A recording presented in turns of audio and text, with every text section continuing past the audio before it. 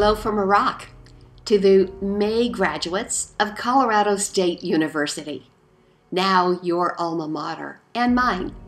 Congratulations, graduating class of 2023. The president of the European Central Bank, Christine Lagarde, said that we can only build a stronger future by learning from young people and listening to their views. Truly, I wish I was there with you today to do exactly that. There are three words to plant: passion, purpose, and peace. I recognize how lucky I am because my life incorporates all three elements. And you need to know I constructed it that way. It did not just magically happen. My family life and international career base from Winter Park, Colorado. I am a committed global gender equity advocate. You'll hear that thread of equity laced through my words. Economic development is my tool. Women's rights are a cornerstone, and it's sustainable only with secured peace. These days I work in Iraq, and thus the reason I can't be with you. I am Chief of Party for the United States Agency of International Development, USAID Iraq project titled Durable Communities and Economic Opportunities. It's implemented by Chemonics International. Here in Iraq, we're known as Tafiz. Tafiz means motivation. Tafiz is indeed motivated to work with 12 ISIS-conflicted, impacted communities. And we're here to help develop locally driven processes for identifying and resolving tensions.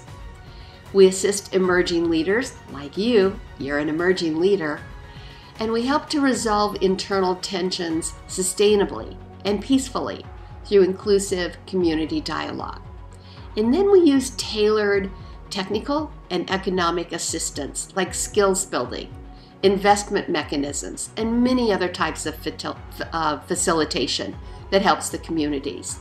And the end game is to contribute to long-term local stability and safety.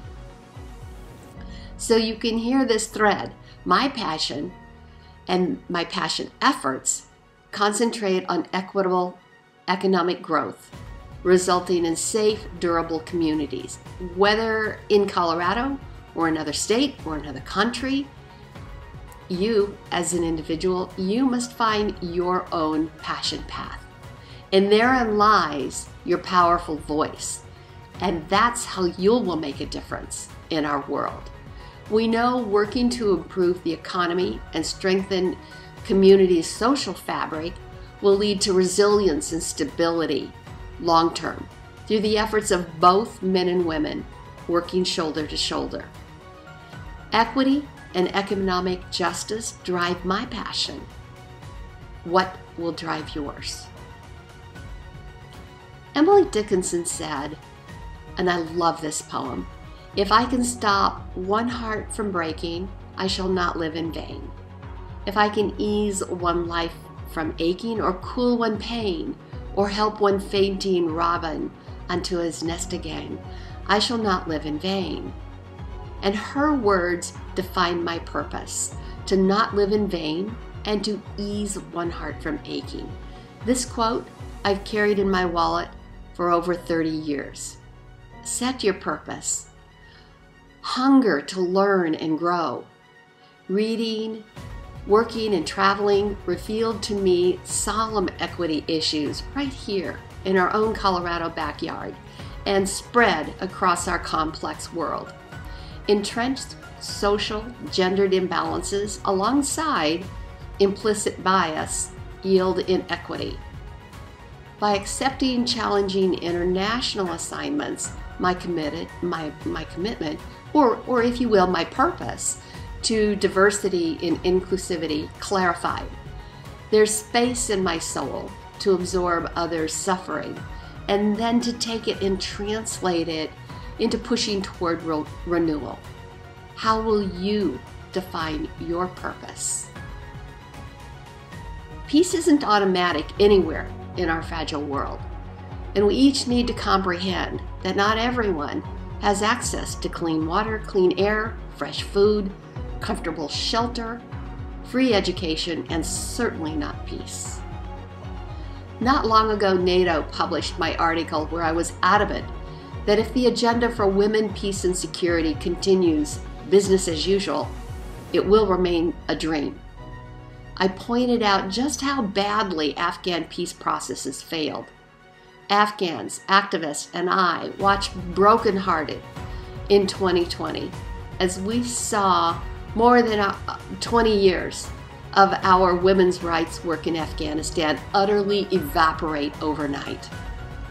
The women in this photo optimistically hoped that the peace process would provide strategic and political support to women so that they too would be among Afghanistan's decision makers.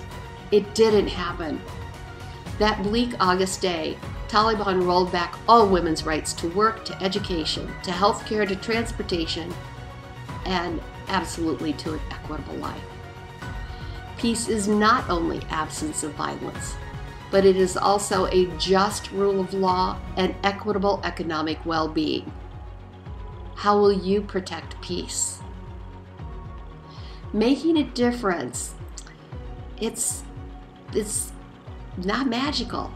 Making a difference is partly concept, partly method, partly window of opportunity, partly strategic thought, partly technique, but it is always a matter of human will.